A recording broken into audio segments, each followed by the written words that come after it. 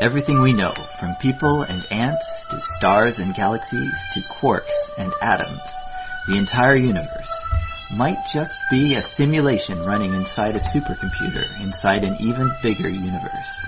Ancient philosophers said that the universe is a dream that we're waiting to wake up from. In this dream world of the imagination, anything is possible.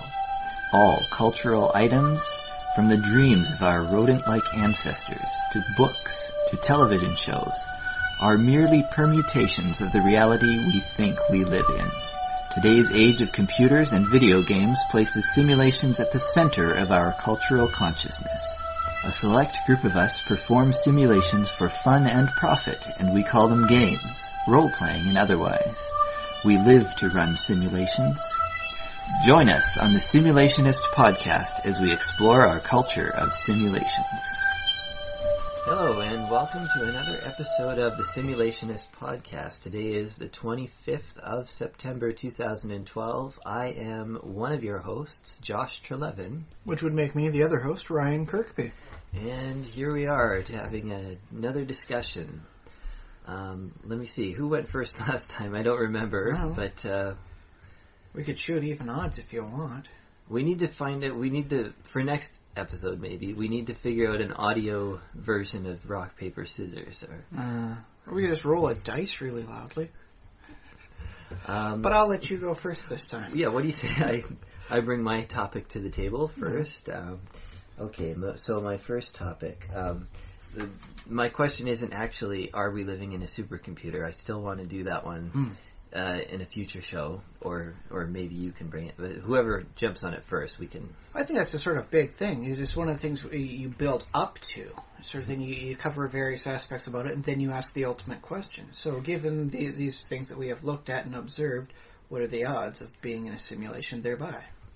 Well, that sounds like a good way to put it. So listeners, if you're listening right now, look for that in the future for a future episode. Maybe something to look forward to. Something. A promise. Or we might not get to it. Well, so you'll have to find out. Depends if the simulation crashes. We'd know, but we'd never cover it. Interesting. So the simulation is coming back in time to turn us all off, to prevent us from discovering it. Or it just shuts off, and then we know in that fleeting second when the power goes out. Okay. Okay, so the actual topic. Yes. So the absurdity of Tron. So we're still on that kind of topic about being inside a computer, but we actually haven't seen the new version of Tron, but we're talking about the old 1980s Tron, the one, I believe it came out the same year I was born, 82. Yes. I don't remember it coming out. I was only 2 myself, but that sounds like the correct date. I think it's better that we discuss the original Tron anyways, because, one, more people have had a chance to see it. It's been out there, it had its cult roots done, it developed its pedigree, so to speak, as opposed to the new one, which kind of used that as a bit of a workhorse to fuel itself onto its plot. Okay, so, well, let's just badmouth the new movie without having seen it. Well, it's just that let's face it, they did make the movie based a lot on the cred of the original one. That cannot be denied. That was part of the reason it got greenlit. I won't deny that. I have heard it's a good movie. I just didn't get a chance to see it, and now blockbusters no longer exist anywhere in the universe, so we can't rent it the old-fashioned way like cavemen. Well, I still don't have a Netflix account. I do have iTunes. I haven't looked at new movies in a while, though. I have 20 channels, and I'm fairly certain none of them are going to be playing it in the near future, so... Okay, well, we'll put a pin in the Neutron. We'll talk about... Neutron? Neutron. We'll talk about Ultron. Ultron? Does he fight Voltron? Voltron. Focus. Ultron. He's a superhero with a beard, and it's a glowing beard. He's got those neon lights that shoot up and down it, and like fiber optic cables. He's got a fiber optic beard. I was picturing the old style ones, and you get like blinking lights all over in the beard, and that was very festive. Well, aren't those fiber optic lights? No, those would be the old ones that burned houses down, I'm imagining. The old ones you could only have outdoors, and the non-classy people left them up all year round. I don't... Okay. Man, you're making me feel old here. Well, I'm sure I don't remember. So Old Tron, the man with the fiber optic beard. So Tron, well, the topic I wanted to like kind of steer us towards was the absurdity of it and how it, it's really like, the inside of a computer is obviously nothing like the movie. I mean, there's no bikes in there. There's no bikes. Well, there's simulated bikes again, but the architecture of a computer doesn't consist of people walking around. So it's this elaborate fantasy metaphor that they create. And my question is, can it be done better? And like, does it need to be done better, or is it merely just a good way to start the story? Where is this mythical realm? Well, it used to be fairies taking you there, but nobody believes in fairies anymore, so they're dead. So you got hit with a ray gun, and and now you're in a computer. Well, yeah, and I like that you get like little fairies in a computer. Although they'd be sprites, wouldn't they? Sprites, a little sprite carrying you away into the fantasy land of Computron. Yes. Well, see, this is the thing. I really do think it was quite ridiculous to have it happen. There's the technology behind it. You can't even call it soft science. It's basically a hand waving to get you into this sort of situation where you're in a world where you have to fight to survive. How are you going to fight in wonderful futuristic stuff? It is ridiculous. But I think that's part of what makes it good in the end you remember how ridiculous it was, but that's only after the fact. You're enjoying it throughout the entire movie. Like a light cycle. How awesome is that? How like they came up with that idea. It's like it doesn't have much to do with computers, but it's like, I guess that's sort of the process of creating a movie. Like if you work at Disney, for example, you want to think up of things like, let's have motorcycles that are lights. Well, what does that have to do with computers? Although you could make a long-distance argument play that they're trying to involve somehow light optical computers, which never really panned out historically compared to their promise of what they could do, especially for computational speeds. But that's, like I said, that's a pretty far part. Yes,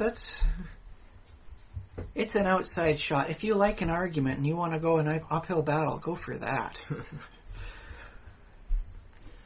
But, I think that on the other hand, there's something to be said about trying to create something that doesn't immediately ring as somewhat ridiculous. The more realistic you try and tell a story, the less chance you're going to lose your audience as they spontaneously just go, wait, what happened now? How did this happen? What audience are we talking? Are we talking about an audience of engineers and computer scientists, or are we talking about an audience of kids, or people who like? Well, let's face it. The kids of today aren't that much different than the engineers of 1982. They're a lot more tech savvy than they were. I don't know. They're accustomed to technology, yes, but I wonder if they can program in Fortran, for example, which is a computer language which I know nothing else about. So I'm not... It sounds cool. It sounds like it could kick other languages' ass. It could stomp Python. It could mash C++. That's like I said, I don't know anything else besides the name, but I know that it's an old school thing. Mm-hmm. Just go with Unicode. And I guess one of the complaints about kids these days is that they get to skip over all those fundamentals of coding because it's all done, and you have your operating system do all the work for you. On the other hand, I have heard some people who have worked with the multiple different languages and said, yeah, that's not actually a big loss. No one liked it. It was kind of cumbersome. That's why they put a couple more coding shells around it and turned it into something nice and smooth and easy to use. Oh, well, okay, yeah. And the same deal, to bring it to something that more average people might understand. Probably our average listeners probably know a little bit more about technology. But anyways, it's like an analogy of the calculator. Like, I guess, because, you use a calculator in your high school up like after a certain point, because you already know how to do the fundamentals of what a calculator does. Oh, okay, I can understand it then. Understanding the history, the basics sort of thing. Well, it's not too bad. On the other hand, let's use that calculator example in another fashion. The people who use calculators today, and the use of the calculator today is much different than it was in 1982. Back then, a computer was a lot more of a mystical thing. Not everybody had access to it. It had never broken out, never managed to make it to the point where you can reduce the price through X many amount of million sales. So, the computers back then, even the calculators, were much rarer. You'd have more likely the old style system that prints out everything you've done on a line of paper. Yeah, like an adding machine, yeah. Well, yes. In that wonderfully horrid middle state, somewhere between Scrooge's calculators of the day, when you have the one-handle pull crank system every time, and then the calculator, the solar powered that you and I know. So maybe it's just looking back at it, it seems more ridiculous now because we know more about computers than what the average person did in 1982. Yeah, well, I suppose, and I guess, like, maybe the reason why this isn't a bigger thing in, like, this whole concept of going inside a computer isn't done in every other, I mean, it is done a lot, but it's not even bigger than it is. It's no longer as widespread as it was, up till, I guess we'll put the mid-90s. Well, actually, I'd say with the Matrix and with all of these, even Inception. Well, Inception's not computers. No, but it feels similar to, like, It has similar themes and tones to it. I will agree on that. But I can think off the top of my head a number of different series throughout the years that do involve going into the computer world or accessing the internet, and almost pretty much nothing got it correct, in hand quotes. Right. I think the closest one to that was the Hackers movie of the 90s, but even they had to embellish it because, honestly, computers are very abstract when you see them working in their primal nature. The whole, binary language doesn't actually mean a lot to the average person, and honestly, it never meant a lot to anybody who wasn't deeply, deeply involved in binary before they started putting in those coding shells around it. Yeah, well, and all of this is funny for, like, the purposes of our podcast, because we talk about kind of simulations, and the computer is not necessary for a simulation because we have our brains, which are kind of computers. But we have this challenge of making. No, I don't want to say we have to make the material interesting, because I think it's interesting. We go to what's interesting on the podcast, but we approach it from this looking at the bits and bytes, not necessarily right at that level, because neither of us are experts in computer programming. I made Hello World work. First time too. In what language? C++. Okay, I did it in Java, so... Well, there we go. So we're not complete noobs. But, that is why I used the word abstract, is the computer language and the terminology and how hacking works. We'll go back to Hackers on this example. Sure. Isn't really all that visually appealing. If you know what's going on behind it, it can be intensely fascinating. So you really do, you have to get into that world of the imagination and the world that exists nowhere in reality. Well, I think once again it's the dropping of reality to increase the accessibility and the enjoyment of it. We've talked about that and just mentioned it here and there in the previous episodes, but sometimes a complete and wholly accurate description of reality isn't that entertaining. Right. If you couldn't go faster than the speed of light, a lot of space-type movies wouldn't have been as entertaining. Doesn't mean you can't do it. I mean, the whole Aliens stuff proved that you can do extra light speed and still make a very good story. It particularly heightens the isolation effects. But let's face it, would you have liked Star Wars or Star Trek if they had to keep under that speed limit? Well, maybe. I mean, I recently heard talk of, and this may have been on a different podcast, so sorry I don't have the reference. But there's talk of a sci-fi movement that keeps the speed limit, and yet has. Would that have been from IO9? I do recall them mentioning it in there. It's more of an aggregate site, though, so it does link you to other stuff. But, okay, yes, you can have a very good story, keeping under the speed limit of light.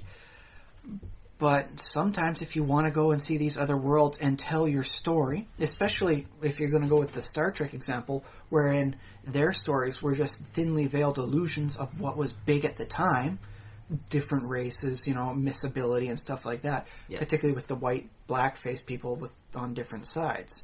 That was very thinly veiled allegory for racism. Yeah, well, it can be read that way. I wouldn't, I do believe that was their intent, was to highlight, through the use of science fiction, to show how odd that racism is. Well, and I think that's fair enough, because that now it's become the standard interpretation of that episode, and maybe I shouldn't get into arguing against it so much. I think that was actually the writer's intent on that. Are you familiar with the phrase "the author is dead"? Well, yes, I am. But I do believe there is somewhere in Gene Roddenberry's writings that, this is one of their purposes for making that. Why was it set in sci-fi? Why couldn't they have just been a bunch of settlers heading west and encountered, various troubles and problems along the Oregon Trail? When you get down to it, fundamentally the differences aren't that great. It's just how you want to tell your story, how you want to make people think, how you want them to reflect on more. That's an interesting thing. Let's take the kiss between Uhura and Kirk. Mm-hmm. Could that was a historical thing on television? Oh, yes. It had never, an interracial kiss had never happened on television, on broadcast television before. Well, not on Western. I wouldn't say necessarily for European stuff. They do tend to be a little bit more open historically, but... Yeah. Oh, okay. I can't prove that. I don't have the infinite access of the internet. Okay, we'll just say American for now. It could have been, but we'll say it was American. probably big even there, though, too. But the question I have is, could they have had that kiss if Uhura had been, let's say, a slave from the South, and Kirk had been just a white guy? Well, where's he from in the show? Iowa? I think so. He's from the Midwest, somewhere around. Yeah, so if Kirk had been a farm boy turned, military man or something like that from Iowa, and he, I don't know what, maybe they ate some, because the premise in the actual episode is that an alien is taken over. They don't do this of their own free will. So we'll take the analogy and we'll put that in kind of a Western setting, and they eat some hallucinogenic wheat. The stuff from the Salem witch trials. Oh yes, that was good stuff, man. And Kirk, they had their own little make-out fest in the back of a barn somewhere. Yeah, and I guess they can't. That would not have happened. Do you think? Or? I think they could very well have written a story if they decided to go around that sort of genre and theme. And the fact that both of them played it off, though, afterwards as though basically nothing happened, because this is the future and that stuff means nothing to us in the future, would have played out differently consequence-wise than if they had decided to do it, say, post, American Civil War sort of thing, where the whole thing was a very big deal then. Okay, well, I'm wondering if you're getting the significance of what this meant in the 60s, because it was revolutionary. It was a big thing that just didn't happen then. Yeah, that's what of course it happened. It happened all the time. But not on television. There you go. Yes, it was one of those things where husband and wife would have separate beds in there. Of course, they didn't sleep together in the same bed. That would be lewd. How dare a husband and wife actually be shown in full pajamas on television in one bed? Yeah, that's so Even weird. though they have a child or two, who knows? Oh my goodness. I'm sorry, I'm flashing to the Dick Van Dyke Show. They actually have done that. They have a kid, and yes, they do sleep in separate beds. I don't know. Do you happen to know if Ricky and Lucy slept in the same bed? They didn't. Actually, okay, I do remember one episode where they did only show one bed, but Ricky was not sleeping in it. Lucy had taken sleeping pills because she was done doing a recording and she had been completely overworked and wanted to get a full night's sleep, but had to get up to do an extra filming thing. I don't think it was supposed to be meant as a play on her taking pills, but it could have been because Lucille Ball was Lucille Ball. She would have done that sort of thing and made fun of it if people had started up rumors back then. Oh, really? Trust me, she was never one to back away. She was always a very smart, wily person. Wait, are we talking about like she was into drugs and stuff and like? Well, from what I've heard of the industry at the time, pills were pretty much going through almost everybody to some degree. It's the pressures of the industry, especially back then. I suppose a lot of segments of it are still like that too. Oh yes, but at least now you have unions to say you can't force these people to work 12-hour days. So when a news person reports that Lucille Ball's caught half-drowsed on sleeping pills, is she an abuser? Then she puts out an episode where she takes the pills because she wants a full night's sleep, because they're overworking her, doing 12-hour days, making her film, things under horrific deadlines. Wait, are you making this up? Or no, it was an actual episode. No, the episode is real, but are you making up the other story? I haven't bothered to go back and check to see all the time. You're kind of making it up. No. Well, it could, not necessarily her, it could have been some other person. She had a lot of friends in the industry, so if one of them is being smeared by a tabloid saying they're taking drugs when really it's medicinal purposes and it was just caught at a bad moment. Her personality is one that she would completely have gone for that. She would have had a Lucille Ball with it. And I'm sorry I had to say that. That's a bad pun needs to be said. Okay. So it might be the case that the way to improve your experience of, like, if you want to portray the inside of a computer, or as we've gotten thoroughly off track now, it might be the case that the best way to do that is come up with some really wacky and poetic metaphors, kind of like out of Alice in Wonderland or something like that. Such as what they did in the reboot series. Yeah. Okay. There was a lot of something to say about that. Well, it was very well done. The basics were there. In the broad strokes, they got it. But don't look too closely at anything as the allegory for this is a computer breaks down. Their usage of time, for instance, was, I guess if you pay attention to that sort of thing, notably varied. A second in a computer is being treated a very long time sometimes, whereas milliseconds was treated as just a minute. 1,000 minutes isn't exactly a heck of a long time for you and I, is it? It would be a long podcast. It's not necessarily a long night of sleep. Or no. But wait, I do... Is it a long sleep? I do recall Enzo at one time trying to learn, be the smartest he could be, and he was looking at all the files he'd have to read, and he said, my goodness, it'll take me an entire second to learn this, as though it was like a year. So their usage of time was clearly not as well defined as reality would have it. Oh, that's cool, though. I like that that's a thing that it seems like they would have thrown that in almost as just, whatever, computers are fast. And then, you can go back to that from time to time. I think it was just played for the joke, yeah. In which case that is ultimately more forgivable. But a lot of what they had there was supposed to be designed, at least in style, with how computers operate and how they're interconnected.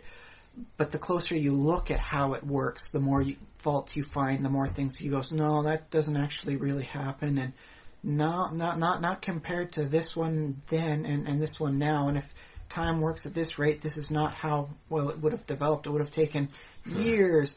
So, once again, it's a sacrifice of reality to create a better show, a better display of fiction, more entertainment. More entertaining, more exciting, more eye candy-licious, more laughs. More... Well, it didn't necessarily have to be eye candy or anyone in any way, or jokes for that. It's just that telling the story meant because of the amount of time it took them to make each season, a couple of years had gone by, and that has, over the course of a couple of seasons, drastically changed how computers are. So they have to work on a sliding time scale to sort of say, okay, this is what's really happening, and this is, it's happening now. Because not all the kids who were their target audience would have known what computers were like on the day of their birth. If you're pandering to a 6-year-old kid in season 3, they were born when season 1 came out. Yeah. Don't necessarily expect them to know that and know the back history, especially when you're going for a child-friendly audience.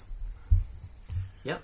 Well, okay, so that's probably enough for that discussion. Well, unless you have anything to add or... That's totally in Lucille Ball's character.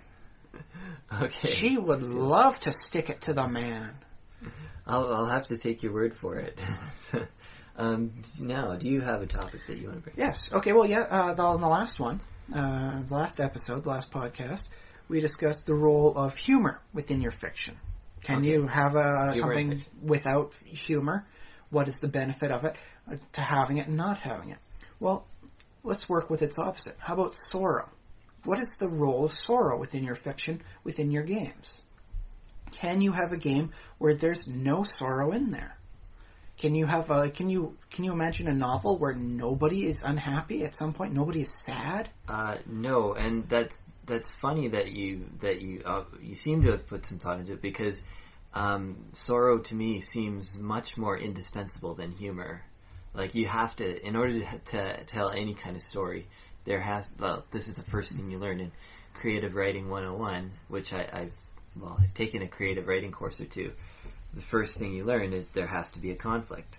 There has to be something that somebody wants, doesn't have, and they're working for it. Well, you could have anger at the issue, but would it work just having, no sorrow in with there? Well, it depends. How are you defining sorrow? If you mean loss, or, well, basically, I think all stories have to have lack. All stories have to have possessed lack, and then you get it. Well, you could work at lack, not necessarily with sorrow. You could have a poor family, but you could still have them very happy. They understand the true, value and richness of having a good family and having those solid connections. And so that despite being poor and despite lacking so many things that would be considered almost mandatory for a lifestyle, they're all very, very happy. Okay, but then, don't bother telling that story, because nothing interesting happens. Well, something could happen. They could get angry about it, but I cannot, off the top of my head, and not even under some, time sitting down and thinking about this, because I have sat down and thought about it, imagined a story without that sense of sorrow, at least fueling the person as a backstory reason. Well, so are you saying that you think that there could exist a story that had no sorrow in it?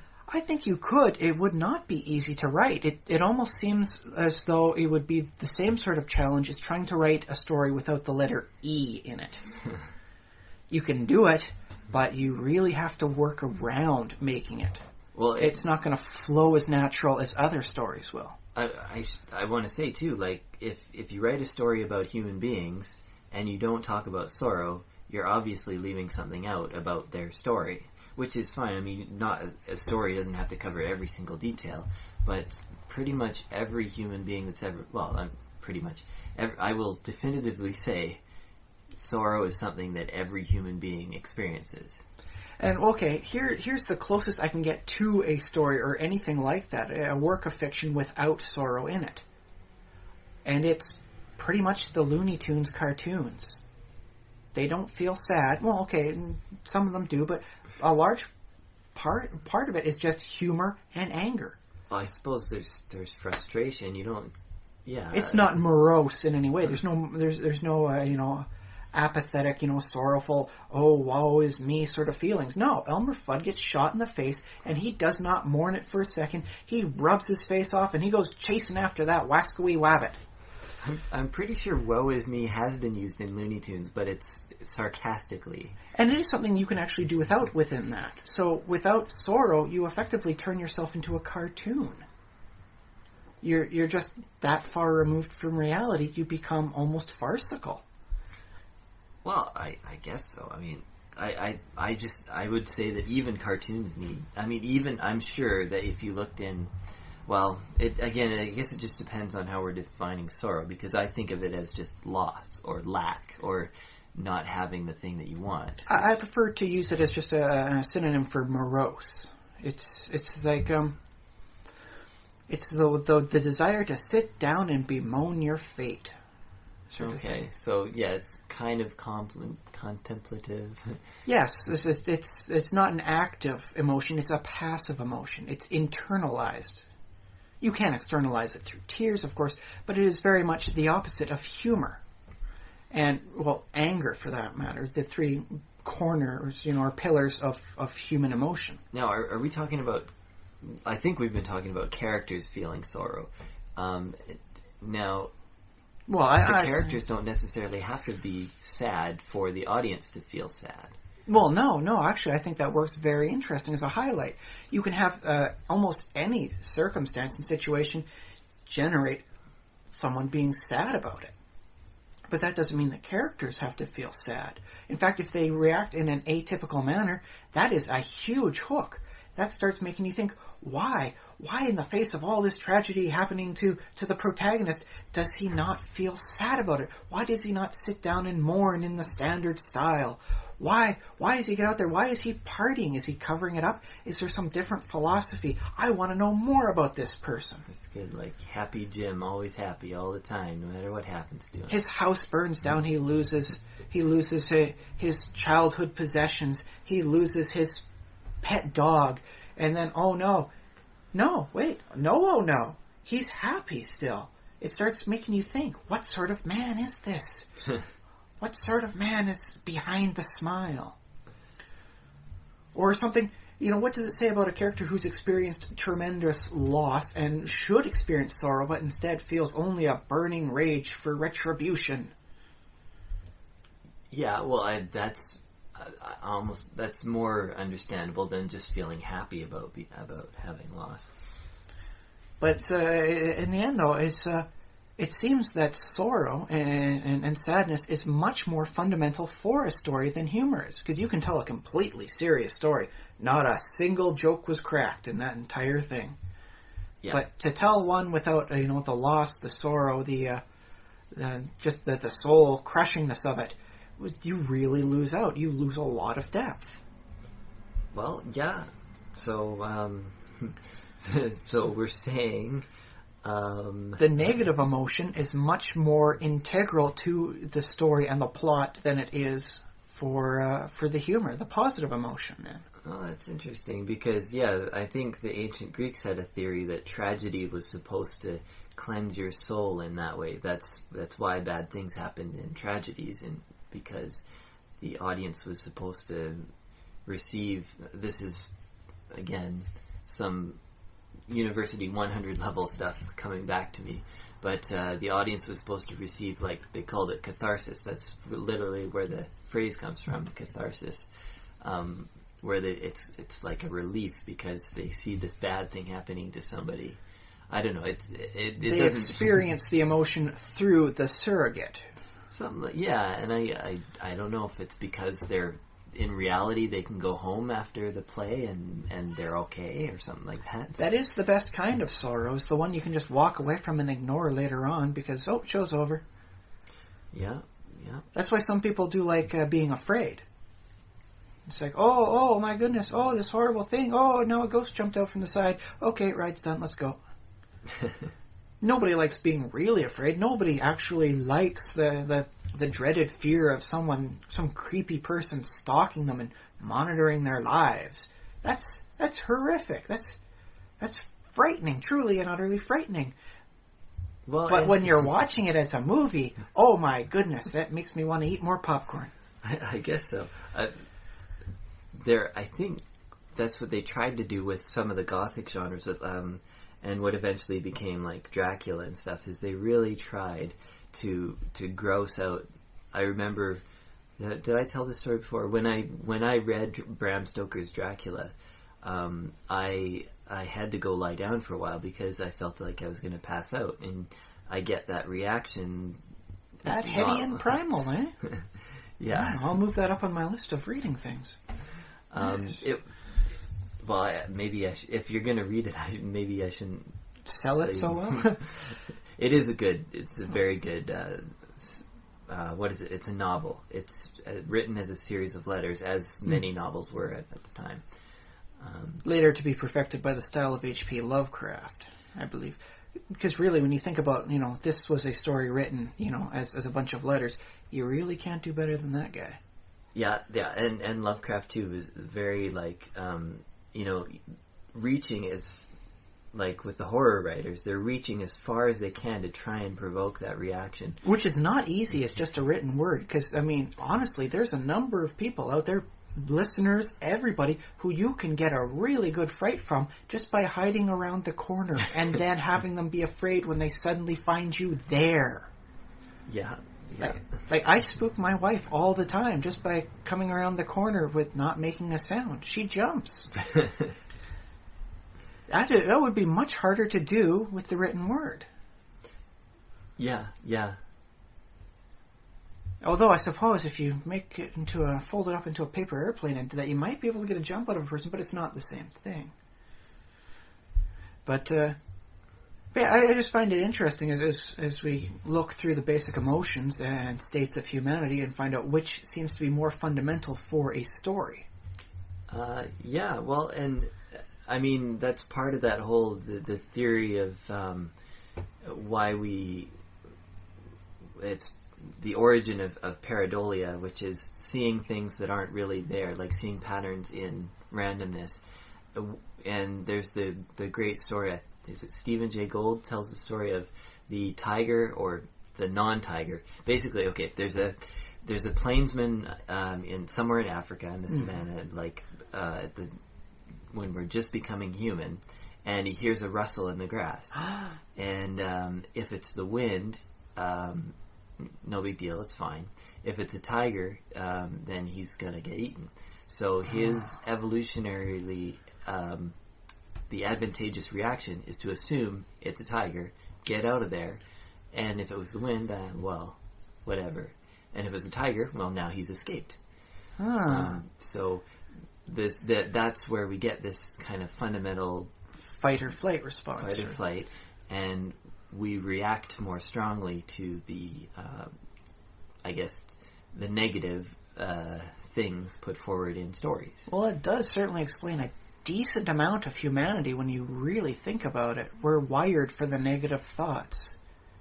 What's keeping us from being so happy all the time? What's keeping us from seeking out happiness the same way we run away from fear and potential, negatives? Well, it's us. It's our history. It's our evolution. Yeah, well, I maybe think we were born this way. I think that is kind of true. And, I kind of picture the entire history of humanity as Sisyphus. He's pushing a boulder up an eternal hill. The hill never ends. I guess it's not exactly Sisyphus, but anyways, it's an eternal hill. It just goes up forever. It never, maybe it deviates a little bit, but it's always up. He's always pushing the boulder up the hill. I never saw that as necessarily a bad story. Okay, yes, he's stuck in hell for the rest of eternity, but you know what? At least he knows what he's doing the next day. And there's something to be said about knowing what you're doing for the day when you wake up, and there's something to be said for knowing the future in general. Knowing that humanity will always have to struggle, always have to push the boulder up the eternal hill. At least you're making the advancement, and at least you're doing that. And, what else are you going to do? So you're just going to sit down and not? I mean, yeah, it's kind of like it's natural, and it's what we do. And the thing is, if we stand for a while, we prop the boulder up with another rock or something for a little while, and then we if we were to just look back a little bit and take stock of our surroundings, we would see that we're so much higher than we were before. And yet we still we're still wanting more. We're still desiring. Well, yeah, I think JFK may have said it best when he was talking about trying to go to the moon. We are born explorers. We are born to... No human being was ever born just to sit and do nothing.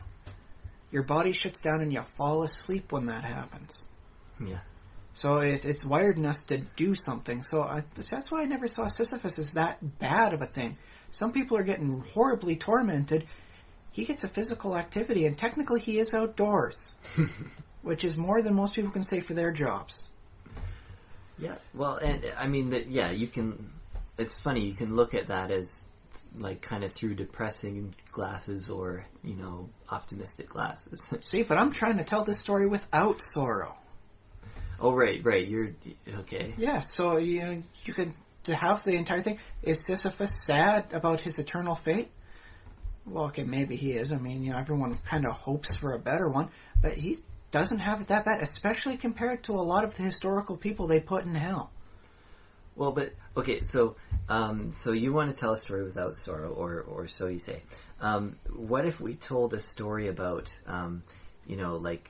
like a flatland metaphor? Have you read or heard of it? I have. I actually read extensively on Flatland. I found it an amazing series, and I encourage anyone listening to this who hasn't to go out, find it, read it any which way you can. I think it's in the public domain right now, so you can get it just pretty much anywhere. All the more awesome, although it does mean eventually we're going to see a badly made movie of it. Well, so my point was, you could... And I think this has been done experimentally, but you could make a story about some characters that are just lines or circles or, this is a happy triangle or whatever. And you could probably tell the story in a way that you don't actually convey, convey sorrow or loss or negative feelings. And yet you could still have the triangle interact with other pieces of the world. And they would... the reader could react with emotion. The way you're describing this also makes me flash back to some little skits that they used to do on Sesame Street. They're not feeling sad, they're interacting and they're doing positive and they're in interesting geometric shapes. Yeah. So isn't that weird then? How if you don't have sorrow, you wind up becoming like a kid's thing. Like a kid's show. Or a cartoon, then. I suppose if you try and downplay it as much as possible. Because nobody wants to sit there, a kid, in front of a depressing, TV series. That's what our culture You shouldn't says. want to do that. And if you do, by golly, you might want to seek a professional to help you out. Well, I mean, the Grimm's fairy tales, there's that. And they were... Well, yes, but they melted all the stuff together. It wasn't a primarily depressing thing. Yeah. It had flights of fancy. It had wonderful happiness. Sometimes happy ending, sometimes not a happy ending. Depends on how the people went and which tale you're telling.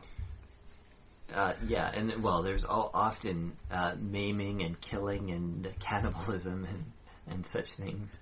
And it was told for children. So I think it's just our culture, which it might be that our culture is right to kind of shield kids and to have them happier. Well, I don't think we need to scare the kids straight, which is basically what the Grimm's fairy tales were doing. If you go out in the woods, a troll, Baba Yaga, a wolf. There was a lot of wolves in their stories, wasn't there? Some sort of nasty beastie will probably get you, and if it's not that, then by golly, you'll be another person, and they'll eat you. Nom nom nom. But I don't think we need to necessarily scare the kids straight that way anymore. I think we have more efficient teaching models. And maybe that's what it's about in this case. Well, I don't know. The way you said more efficient, you scared me a little bit. Like, what do you... Well, let's face it, the historic education of children has never been studied. It's always been idiosyncratic at best, if the kid even got education. Okay. So today we're actually taking kids to these schools, these kindergartens, these preschools, and they're learning their lessons. They're learning this and that. They have police officers to come in and explain this is the right way to do it. If you're lost, you look for these houses. Here's what to do in a more positive light, not worry that some boogeyman is going to eat you up. Look for the house with a block parent symbol on it. It's a much more positive way of teaching them what to do in a negative situation, rather than saying, don't ever get into this negative situation or horrible things will happen to you. Because in, Black Forest, Germany in the 1600s, or I guess 1800s, but whatever, you wander into the woods and the first thing you're going to find is another house with a block parent sign. They totally could have done that. The block parent system could have happened at any point in time. As long as you have a building, you could have put up a sign for a block parent. And what if Mr. Ogre who eats children decided to put up a block parent sign? Well, then he gets told by the block parent community. Because it's one of those things where, okay, yes, the person was right. It does take a village to raise a child. You don't, if you make sure everybody's working to make sure the situation is covered, and you teach the kid the right way of doing it, then you don't have to scare them to keep them from ever potentially going down the wrong way. You don't have to traumatize them into, just never exploring the world. And I should also, what if your neighbors, if you're in 19th century Germany, your neighbors might be Slavs, Czechs, Huns. Huns. And they were just down to the south. Well, I don't know if that's the right year. But anyways. Well, they're Hungarians. They were just shortened down to Huns. So. Okay. The Hungarians. The Romanians or... French. The Gypsies. Might be. Roma. Proper use term, man. They were called Gypsies then, but they were the Roma. Okay, I guess we're calling them Roma now. It's as good a name as any, really. And... they're not from Egypt. I suppose, in our age, we've learned that it's good not to make generalizations, and if we work together with our neighbors, we can be happier. But I imagine in that era, it would be a little less socially acceptable, perhaps even dangerous to their life, if a to their way of life. Well, if a child of one tribe were to wander into the one ethnicity wanders into the other, ethnic district of the city. Yeah. Well, see, that's the thing. If you have the block parent system in place on that, then it doesn't need to be that this is almost like another city itself. Don't go down here. Because then you can at least rely on this common foundation they don't need to speak your language. So long as they've agreed to this system whereby a child in need can come to this place as a safe haven and you will help get them to the proper authorities to get them back to their family, then I think that would have sped up a lot of miscibility between these subgroups that, let's face it, festered for centuries. Well, you might be onto something. We can go back in time. Actually, what we should do is take this to the Sunni and Shiite neighborhoods of Iraq, Iran, and Afghanistan, and a couple other countries. The war-torn places. I would really like to see them work together, saying, well, you know what, if the kid is less than, what would it be, 12 maybe? Okay. We'll say, less than 12, then they're like a non-target. If they're lost or something, you try and get them to the proper authorities. You don't treat them as though they were this non-human entity, which, let's face it, is the root of a lot of historical problems, is the dehumanization of the other side, this other, again in hand quotations. Yep, and I wonder how we've, with all of the work that's been put into, I guess, there's a lot of work to do, there's a lot of work that has been done. It's Sisyphus again. It's, we are halfway up the infinite hill. We've come a long way, but we have an infinite way yet to go. But you'll never get there if you don't keep trying. I guess so, right? But yes, that's something I would like to see actually played out in a D&D game. What's that? Is the introduction of the concept of the other no longer being this blind acceptable target. Okay, so for example, are we saying there's an orc tribe? Well, let's go with goblins. I've always liked... I think goblins work better in with the standard racist model. They're not the big angry brute that everyone can be afraid of. They're just a scrawny gobbo. One of the basic greenskins. Which, let's face it, when you say it, sounds a little dehumanizing. No, they're not humans. Okay, yeah. They're humanoids, dehumanoidizing of them. Yeah. But let's say they pull some sort of power play and they're able to somehow get recognition as they're no longer an acceptable target. I would like to see that played out as a role. All of a sudden, the PCs come back with a bag of goblin ears for a bounty, only to realize they've just now admitted to killing 100 people. Well, it's funny because, like, my entire experience with D&D, I don't know if it's standard, but I come at D&D from a world where killing intelligent beings is not acceptable for its own reason. So, killing goblins without cause, I've never seen that as acceptable in playing a game of Dungeons & Dragons. And yet it's firmly ensconced in the rules. They are the opponent. Yes, I mean, I think that is in the core assumption of the game, and that's the story that you tell so often. That's kind of, when you sit around a table to play D&D, that's kind of where you're going. You're going, to be heroes and to fight goblins. At least initially. You fight bigger things later on. Whether you need to or not. Well, that's the thing I've always thought is that the humanoid monsters always presented that base problem of, it's another intelligent creature, it's humanoid. Sure, it's a little smaller, it's a different color. I mean, really, when you say it like that, it sounds kind of bad just to slaughter indiscriminately. And yet it happens so very easily. It's kind of hard to say the people in the other nations are horrible people for slaughtering the other side so very readily when all you have to do is add a couple tusks and paint the skin to something that doesn't happen in real life, and all of a sudden, hey, 15 experience points apiece. Woo! Get them. And now, should we? Because that's the thing. It isn't real, and maybe it's. I mean, this is the argument that's given often for video games, for like violent video games, is it's not real, and if there is a desire amongst some of us, maybe all of us, young males, to fight and kill and destroy, and it's not right to foster such a thought process?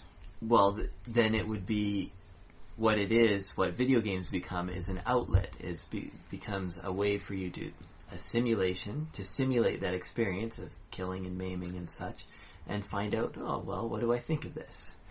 Well, I think I can best retort this by saying that if you've spent any significant time in the hospital, you will learn just how easily an outlet becomes an intake. If something goes out, it can go back in there too. It's best not to think too deep as to what exactly I'm talking about, but let's just say it doesn't go just one way. There's no pure outlet. You're saying garbage in, garbage out. Okay, well, how about this for another way? The doors swing both ways. If I can quote Ghostbusters on this one. You're going to have to say something more concrete. Okay. There's no system, or there's no cathartic release in this case, for the modern use of the term, where you cannot also receive something back in it. The killing of the other person in the video game, it can be seen as a release, but it can also help to reinforce the style and what you've played. I don't like first-person shooters, not my thing. Okay. But if I was more inclined to play it, I'd play some. And if I got rewarded for doing that in the game, and I got good at it, I'd want to play it more. And I'd be rewarded for this behavior and this mentality for it. Okay, yeah. You cannot affect the world without being affected yourself, as I believe one person put it, although I don't know who it was. Yeah. You cannot affect without being affected yourself. Yeah. And I don't want to just... Because the temptation here is to jump to the defense of video games. It's like, no, video games are good. I love. Well, they are good, and they can be very nice. But let's not kid ourselves. There's nothing that works with an only one-way street. Okay, so you're saying the argument that I made about video games being an outlet is just doesn't work. Well, it does work. It's not enough. It is an outlet, but you have to acknowledge that as an outlet, it also opens you up for access. Well. Okay, here's a way to put it. Maybe this will help. I have in my pocket a little zip drive. You have a computer here. I could use your USB port as an outlet for my For my little USB, I have for my little zip drive, right? Okay, yeah. So, let's say, oh no, there's a virus on mine. I could have that act as an outlet into your computer. You could get infected, right? Uh-huh. But it also works that if you had a virus, it could infect my little zip drive. The interaction, it doesn't ever go just one way. Yeah, okay, alright. There, I hope that explains. And that actually leads back to your earlier point about living in a computer. Access happens back both ways. Okay. Through the use of a computer, as an analogy then. Hopefully some other people followed that better than I did. My logic is twisted but cannot be denied. Have we talked enough about sorrow? I think we have gotten off on an interesting tangent. Well, we'll have to put a pin once again in the concept of fighting in other intelligent creatures. Oh yeah, that's a good. Because I do believe that it deserves incredible amounts of discussion, and not just with the orc goblin angle. What about the elf angle? What about with the drow, where the only difference to the average person is skin color? So, yeah, I think that deserves an interesting look at. But that we'll save for another day. I think that one might be able to last for just one topic the entire dang podcast. We'll see, yeah. So we'll move on to another topic. So let's see, I did one, then you did one, so I'll do another one. So it's a very simple question to begin with, and the question is Halo the new golf? So do I need to explain, like, social interactions now, are they going to require video games? Are video games going to supplant things like sports and golf? Well, they have largely taken over the younger generation's hobby style. Yeah, we don't actually have statistics on this, but... Well, not right in hand, but it has, I mean, that is one of the reasons why they're saying the obesity rates among young people is getting higher. It's because the hobbies that they're taking, the habits they're undertaking, are much more sedentary than just going out and playing some stickball with your friends. Is now you go and you play stickball simulator 20K12. So, well, I guess we're talking about kids then, because... Well, in this case, it's kids, but let's face it, everyone ages, sort of thing. Well, we are part of the generation where we started off with the Nintendo system. Yeah, and that's what I'm thinking is, like, our generation is getting older, and golf is obviously still something people of our age do, and, like, it... Oh, yes, it's a wonderful sport, very good on almost all the joints. There's something, if you have hip problems, it's not necessarily for you. But otherwise, it's very good, low impact, so I guess it technically beats jogging in that aspect. Yeah, well, I guess, and you should be walking. I prefer walking. If it's a large, like an 18-hole thing, you might want to go with the golf course, especially on a hot, sunny day. Right, or just bring lots of water, or have a caddy bring lots of water. Hey, well, isn't a golf course, like, got tons of water on it already? I mean... Don't drink the water from the lakes, though, because of the pesticides and whatnot they put in there, and the fact that it tends to be a nice, okay, how to say this properly without going into a big bio lecture. It is a sink population for many animals. The animals are less than properly healthy, have larger bacterial loads, use the water. It's like the old water holes you'd see in the Western movies, where it's like, no, don't drink that. And then you look over and, oh no, skeleton of an animal there. Da-da-da-dun. But it's a golf course, man. They get rid of the skeletons. They get rid of it before it even becomes a skeleton, if it happens that way.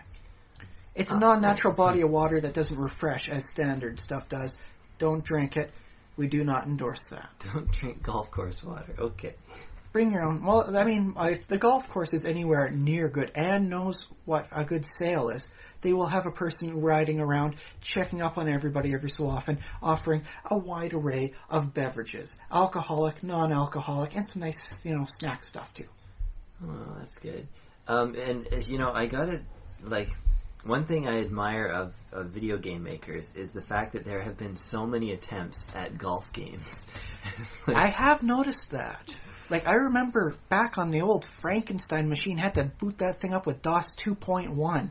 There was a golf simulator. And I guess, I mean, it's one thing it's good for is it's good to practice your physics, I suppose, because if you're a programmer and you're also, like, you've taken some physics courses, that's a handy way to sharpen your skills. But at the same time, it's like, why do video game makers even think that golf is a thing to make, and they keep doing it? Well, okay, the way I see it is that it's something basic and easy, and yes, there's a market for it. For people that want to play, a recreation of links, they'll never be able to afford to go on.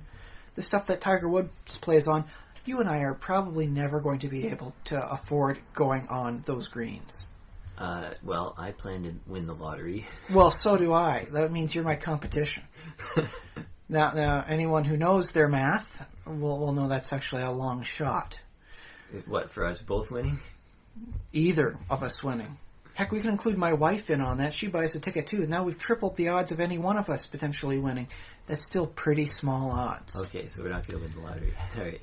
Statistics are we're not going to be going on these greens. But that doesn't mean they're forever forbidden from us when we go into this sort of thing. In which case, you can see it as somewhat sort of an interactive tour process. If you're a fan of golf, but you're never going to afford the $10,000 green fees that some of these places do have, and they do, then why not play a virtual recreation of it in whatever fashion you can accomplish through the use of today's technology. And again, that sounds like a wonderful exercise for the coders and programmers who want to practice their physics and practice their craft. But for me as a consumer, I guess I just don't. That's not appealing. Well, here's the other thing: is I still see it as being a step up for me, at least, from other types of games like deer hunting and bass fishing. Yeah. Yes, they do have those, and those get put out with some decent regularity. Yeah, and really, like, I mean, I feel like with the premise of the show, I should be celebrating bass fishing and deer hunting and golf games. But, wow. It was not your cup of tea, and that's okay. Shooting people in a futuristic design style, not everybody's cup of tea as well. Yeah, okay. But here's my question about golf games.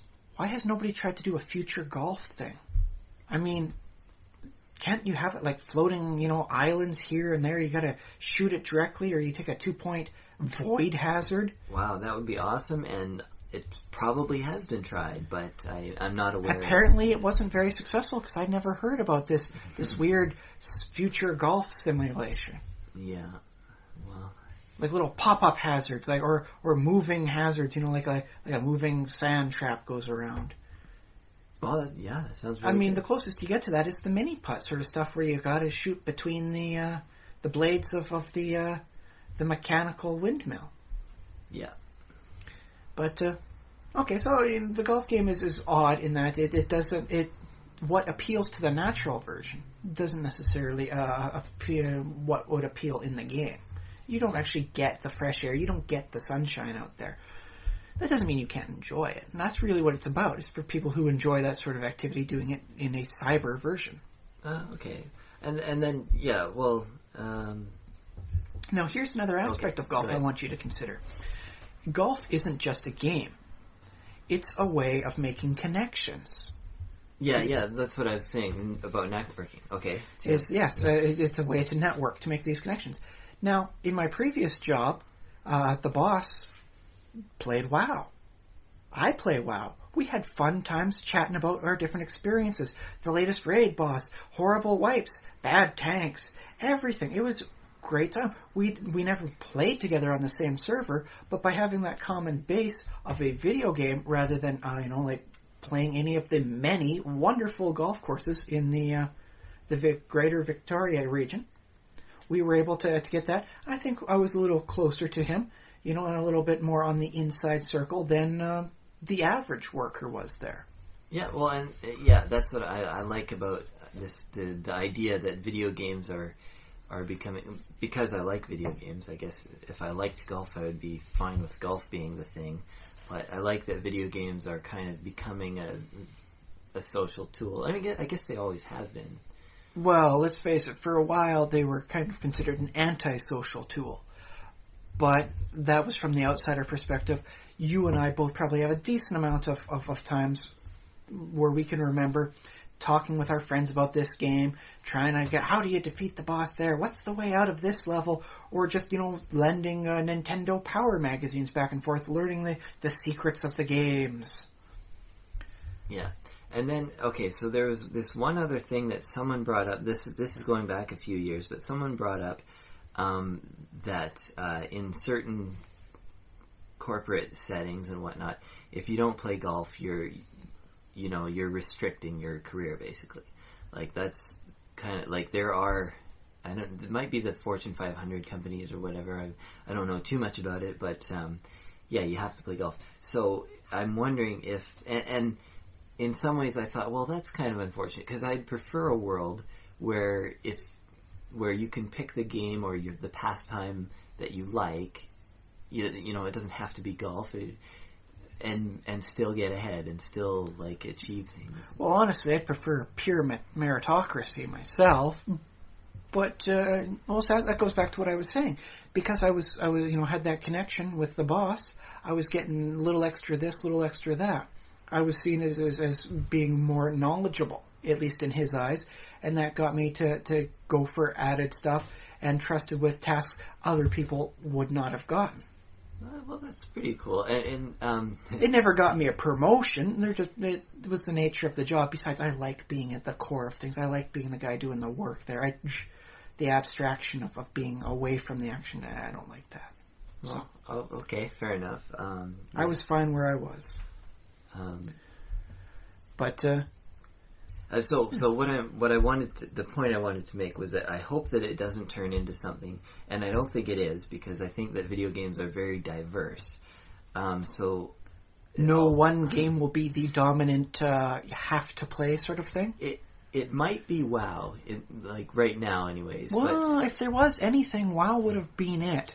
I haven't seen the numbers of how many people got back on. For those of you in the future listening to this, this would have been, less than 24 hours? No, 48 hours after the release of the Mists of Pandaria expansion. Oh, that's happening right as we speak. Yes. I feel sorry. It was the first time I wasn't in the midnight lineup. But I have to do some other stuff, and I need finances in proper order before I do something like splurge on a game.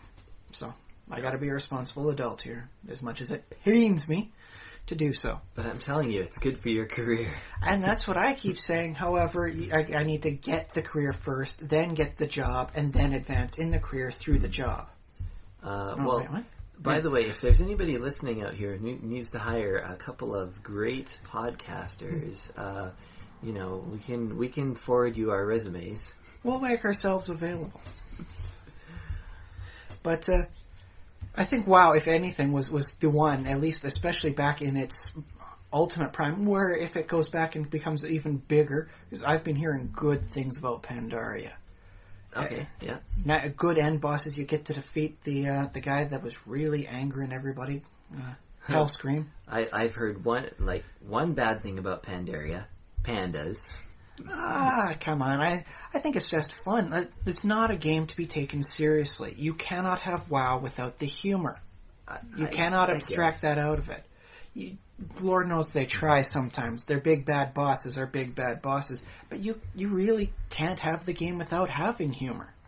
That's what made it so popular, is people were laughing and having fun at it. Nobody likes a 12-hour grind to accomplish nothing. But if you laugh at it, at least you got some laughs out of it.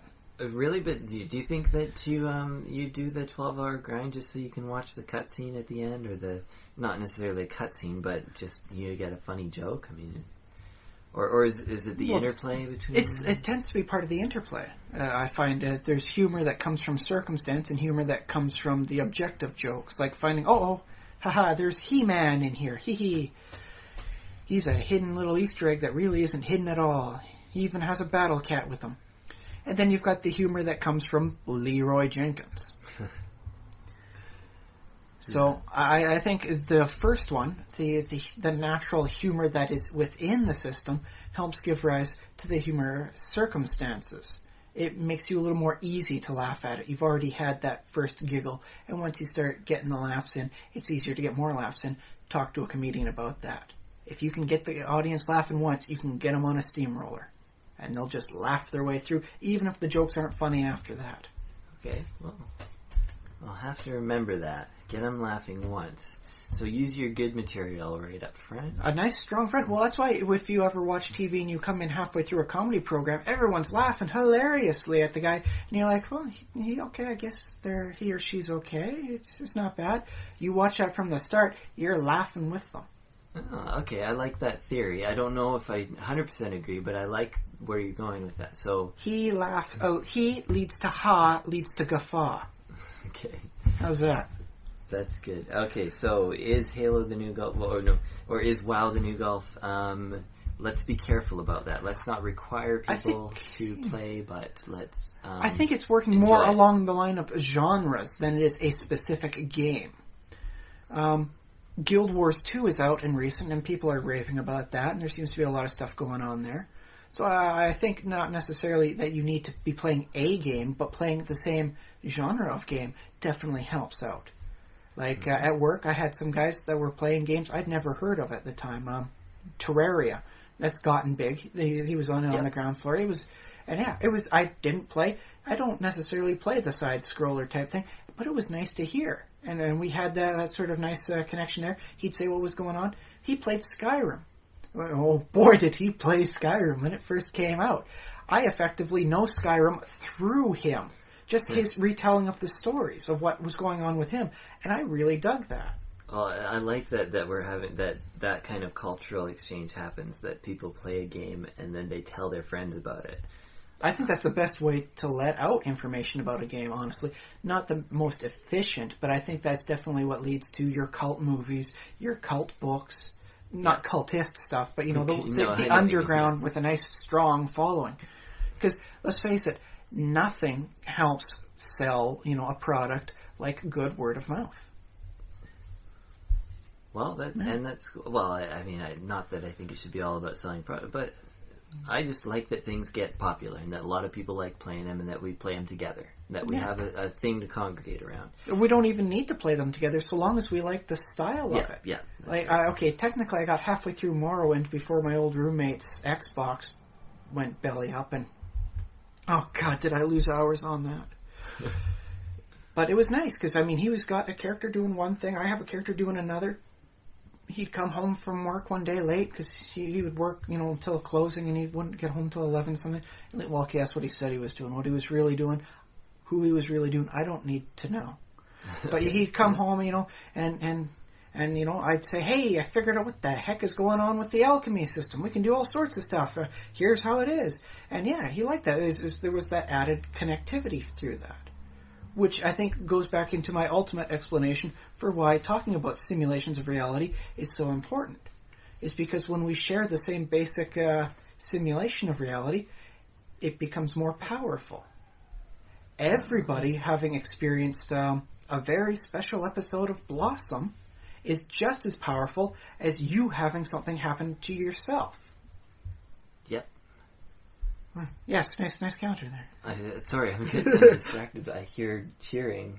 I am that good. I don't know where the cheering is from, but I was that good. I don't know if our microphone will pick that up. Probably not, so you probably won't. But I'm sure that our audience is cheering. Yes. For how wonderful our thoughts are. That's what you're hearing, is the sheer magnitude of the applause at my interpretation of reality is transcending the barriers of it, causing the clapping to come back to us, and it feeds. It feeds. Okay, new topic. Okay. Yes. Okay. Natural hazards. Within games, within stories, are they the ultimate opponent, or are they a faceless cop-out? Okay, because it will work, at least initially, within the context of like a D&D style game. Okay, yep. Now, with a natural disaster, wildfire, hurricane, storm, cave-in, whatever it is, it's massive. It's something that affects the terrain itself. It's not something passing through. It does stuff to the very ground you're on. It affects the world you're in. It's remorseless. You can't negotiate the tornado from destroying the city. You can't bluff your way out of that. Right, yeah. It's vaguely unstoppable. You can't stop the cave-in from happening. There's not really a lot of spells that'll stop that. Higher end stuff, yeah, you force walls and all that. But you can't stop the wildfire. You can't really stop that without high-end magic. It's that powerful. It's that primal of a desire. Yeah, sure. Well, a manifest desire of the gods, if you will, or of just how things are happening, depending on how you're playing the game. On the other hand, they're not really combative. You can't stop the wildfire with your sword. Yeah, it almost has. I mean, it might hurt you, but it's also just a backdrop almost. Yes, it's something that can't be fought in the traditional means. It's non-social too. You can't bluff the hurricane into stopping its destructive rampage. Well, you can't bluff the hurricane, but you can, this is what I like about natural disasters, is that they are used as a backdrop. You could bluff, there might be a very stubborn mayor of a town who's decided that he's going to keep all his people in town because he thinks that's the safest place for them. But you might be a hero, you have some extra knowledge that there's a safer place for them to go to, and they can get there. Okay, so that's the scenario. Mm-hmm. And now you have to work on this mayor or his guards or whatever. You have to bluff his guards to convince them that he told you to do something that they or you could try a diplomacy check to convince this wrong-headed mayor into realizing the foolish and quite lethal aspects of his plan of keeping everybody right where they are. Yeah, but maybe he's got that's not his real motivation. Maybe his real motivation is he does want them to die because he's his necromancer and he wants that energy in his town. I can dig it. Okay, but let's figure this way. Okay, so we'll have a nice small walled town with natural disaster coming in. We'll call it a wildfire. It's a prairie town. Wildfire come through, burn everything to the ground. Oh no! Now let's switch the wildfire out for a tribe of angry orcs. They're coming. They're a huge horde of orcs. Mm-hmm. And they're going to come. They're going to loot all your stuff, and they're going to burn this village to the ground. You can fight the orcs. You can't fight the wildfire. You can bluff the orcs. You can have open diplomatic relations with the orcs and say, okay, we'll pay you tribute instead. Just don't demolish everything. Take it all and burn it. It'll be easier. You won't have any dead people. We'll give you pork. I don't know. It rhymes with orc, so we'll give them pork. It's a pig farming town. I don't know. Okay. You can do that with the orc. You can't negotiate with the fire. Well, you could build fire breaks or something like that. There's still proactive action you can take against a fire, right? But it doesn't work in the same standard style of the D&D, here's opponent, swing, cast spell, fight it till you're done. It can be seen very much as unfair or railroading. Yeah. The players can be powerful players. They can be knights of the realm, and yet they still have to run away from the natural disaster the same as everyone else. Well, yeah, it depends on how you frame it. I think that's true.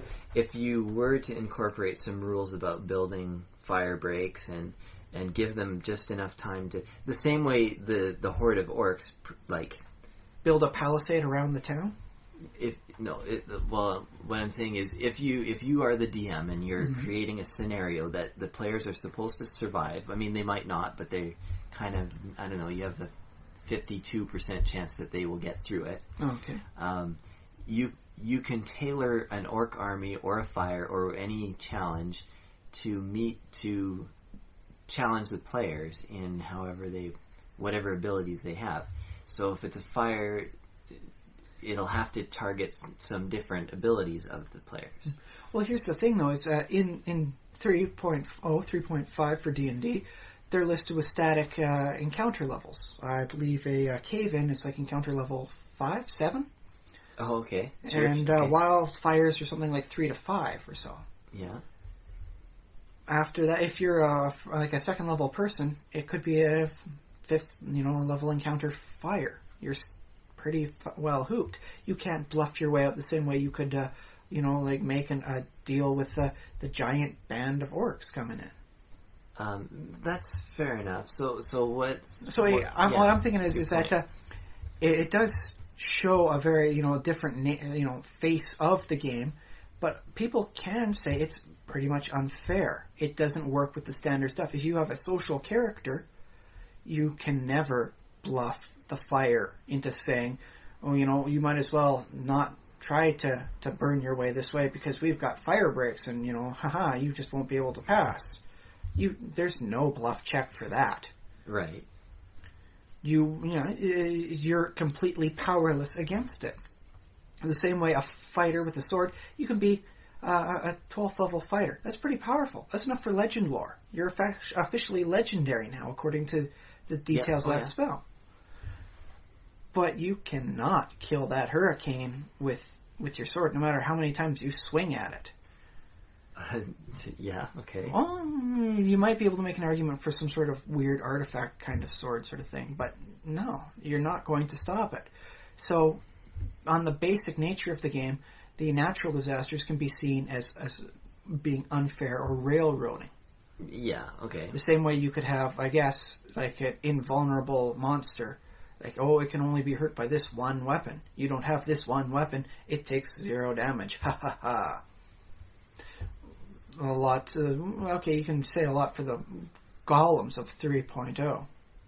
Is they had huge damage reductions in that way, and like that, they were effectively a natural force. If you didn't have a powerful enough weapon, you don't fight them. You can't fight them.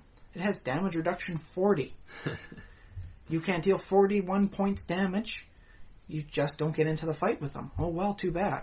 Yeah. So is there a problem with the assumptions of the games that place all of these challenges next to each other? Like say, horde of orcs, fire, hurricane, earthquake, and they push them all towards the players at an equal rate, whereas the discerning DM ought to know which challenges are going to be impossible and so on.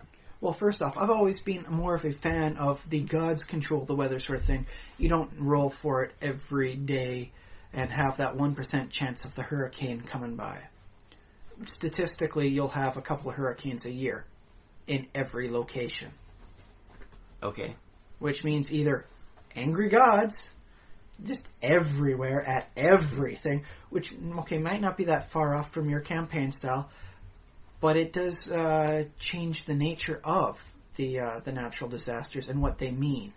Well, I like that you bring up the gods because it is a druid spell, like fairly high level. There is a control weather spell, which we have experienced in our campaigns before. Yes, it's fun.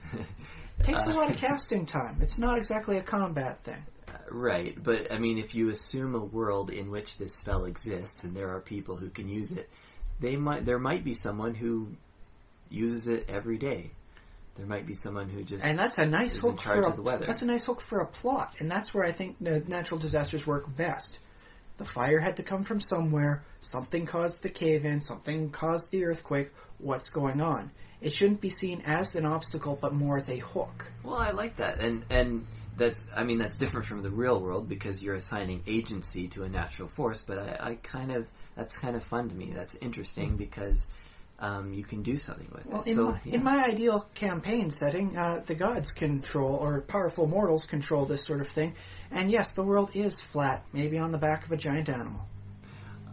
Okay, well, I don't think I have a flat world generally in mind, but sometimes...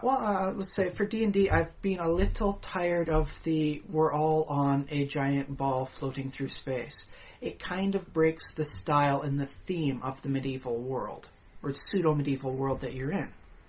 Okay. These things if you want to be medieval, then... Well, it's pseudo-medieval in this case. But you probably know this, but in medieval times, the scholars, and I mean, average people might have thought the world was flat, but the scholars, that's kind of a myth that they thought the world was flat. Well, here's the thing, is the average person did know. So the average person had access to the guys who were fishing for the fish, and they could say, yeah, we can see the curvature. And so, yeah, it was more of a case of almost everybody knew, but the people in power said it had to be this way, and everybody just kind of towed the line for fear of retribution. Okay, well... Remember Galileo and his attempt to say, no, we went around the sun. The powers that be said, no, the Earth has to be the center. You're wrong. Despite your evidence, die. Well, they or stay in your house for a really long time, which is what they did. Well, yes. They basically asked him to go die. Not in as many words necessarily. They might have. I don't have full access to everything they said back then, but there was probably a couple die in a fire type things being spouted around. Yeah. Well, and I mean, he stood up for what he believed, which is good. Oh, but yes. I think he was also like the reason they were able to put him under house arrest and etc.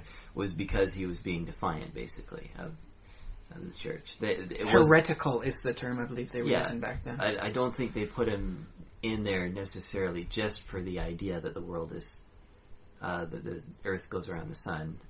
He would not submit to their doctrine as a whole, I think, because of his heretical ideas and heretical evidence. Which is that's. Wait, what were we talking about? About how the world is shaped in reality. I mean, the Spelljammer setting has said, you know what, you go into these other crystal realms and they're usually balls floating in space, and it works the way the real world works. Yeah. With some issues due to gravity being different, because it gets complicated at smaller sizes and you want to keep things playable. My favorite model for like a fantasy campaign is not necessarily the medieval version, but it's that quote from Peter Pan where he says, "Neverland is the second star to the right and straight on till morning." Mm-hmm. So it is this idea that there's other stars are worlds. So it's that sci-fi idea, but it's also not that reachable. They're not this gaseous ball umpteen billion light years away. Yeah. It's almost like a portal to another version of what's going on in all of the grand tapestry of reality. Yeah, basically, right? And you think, like, second star to the right, oh, well, okay, what's the other star? And there are, like, visible, billions of stars visible if you don't have light. To the naked eye, I think we can at least say thousands. Thousands? Yeah, when you get yourself a small, easy telescope, you can easily expand that to millions, because then you say, oh, wait, that's not a star, that's a galaxy. Oops. Very cool. Yes. But all that leads back to the agency of the operation. Someone's in control of how the whole thing works. It's not like this naturally happened. The star system for Peter Pan works out because somebody's decreed it to be thus. Right. And I like that because also it gives the players something, because if you're playing D&D, you're always working towards godhood. Well, if not objectively, you hit that point where you're powerful enough to say, well, I'm effectively a deity for all your peasant concerns. I can do the same things. I just can't grant spells. Although if I open a college of wizardry, I can teach them. And then you get some interesting stuff working on if you follow down that road. But on the other hand, for natural obstacles, did you ever see much of the Samurai Jack cartoons? Yeah, I saw a few. Yeah. Do you recall the one where he's climbing the mountain? He's climbing a mountain. That was basically the entire plot. There's horrible issues to deal with the angle of the slope and the snow coming down, the cold. I think there was a Yeti or another monster around in there too. But by and large, the obstacle was the mountain. And he's Samurai Jack. Yeah, he makes it to the top eventually. And it's glorious. It's wonderful. So you can have these natural obstacles be very rewarding. Yeah. I remember thinking about that and saying, wow, too bad that would never work in a D&D campaign, aside from the Yetis. Yes, you have your climbing checks. Yes, you have your cold damages. Yes, you have random encounters. But the purpose of getting to the top of a mountain doesn't really have the same benefit as the standard slay monsters in a dungeon. Basic format, we'll call it. Well, doesn't it? I mean, if you just turn the rooms inside out, and instead of walls, you have sheared cliffs, drop-offs, and gusts of wind and whatever. And then instead of the final room boss, you have a peak. Okay, I can see that working. That does work very nice, but it's still a different style of that. Yeah. It would be more like having fighters in a room full of traps. Okay. It's not really what they're designed to do. So the whole natural disasters or natural obstacles doesn't necessarily mesh quite so seamlessly with the slash and hack style that is the basic underpinnings of D&D. Because it does essentially come from the core kernel of fighting. Yeah, and I suppose you might have players rebel, like if they came to play a fighting game and you just make climb checks all night. Yeah. Which is why I do advocate the more integrated approach of what is going on in the game. Yes, D&D is a shared reality. You have your characters, you have your world.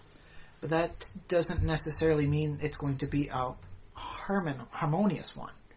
Sometimes it works very well in that the roles work out nicely. Sometimes everybody wants to play the fighter. And then you wind up with a party of nothing but fighters.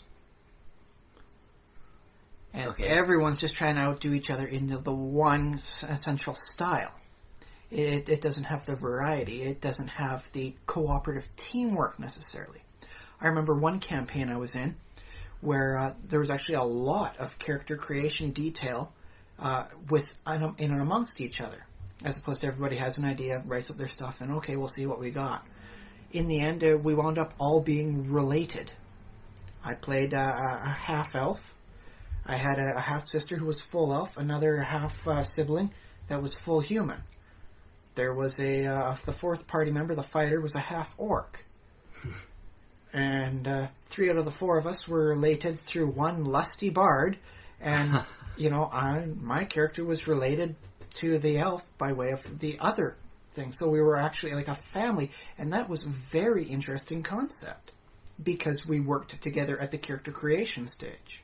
Oh, well, that's cool. Yeah, I've heard that too, mentioned on some other podcasts and on message boards about the best ways to coordinate. But which is why I have a really nice idea. I want to see how far you can take this. Create like an Etten style character. Oh, geez. 2 heads, 1 body. Each person controls 1 limb. The legs are like a communal type thing. Maybe wide control contests. In the case of different desires, but by and large, the truly most possible integrated party. Oh, well, I was going to say I would never play a game like that, but I would for a one shot just to see what you could do with that. There's always something to be said for the one shot. If I'm not mistaken, you once played either an intelligent dog or an Ion Stone. I think I can't remember. The spellcasting Ion Stone? I think I was the dog. Yes. That was a fun campaign. That was a nice one-shot. One-shot campaign. That was it. It was beautiful. Yes. So yeah, we'll have to name the Etten because, well, like Larry the Etten and well, it'd almost be like an operation. Be Larry Todd the Etten. Larry Todd. Well, Larry's the left head, Todd's the right. What's his foot called? Nothing. The foot doesn't have a brain associated with it. Okay. See, the thing is that would require some interesting subversion of the rule systems, which is not to say I haven't tried it. I have. It's surprisingly easy, but it's just not there in the core system to any degree. I would like to try it, though. I would really like to try it. I would dig it, man. Well, on that note, on the fourfold Etten, I think we've gone for just over 90 minutes. All right. So I think we will call this a podcast. I hope that all of our listeners will tune into the next one. At this point, you're probably just cycling through them because you're going to probably be able to get them all at once. So just pop in the next one. Or if you want to be... immersive about it, wait a week and listen to the next podcast. But well, then they'd never catch up. They'd have to do it every 3 to 4 days to work at twice the speed we are, so they'd eventually catch up. Oh, okay, there you go. So that's what you got to do if you're listening right now. Once a day if you really like us. I mean, but don't overdose, man. Even I can only take so much of me. That's why I have to sleep 8 hours. Okay, so thank you very much, everyone, for listening. Thank me for being here. Thank you, Ryan. Also, send us money. Your ad could go here. Well, I guess so.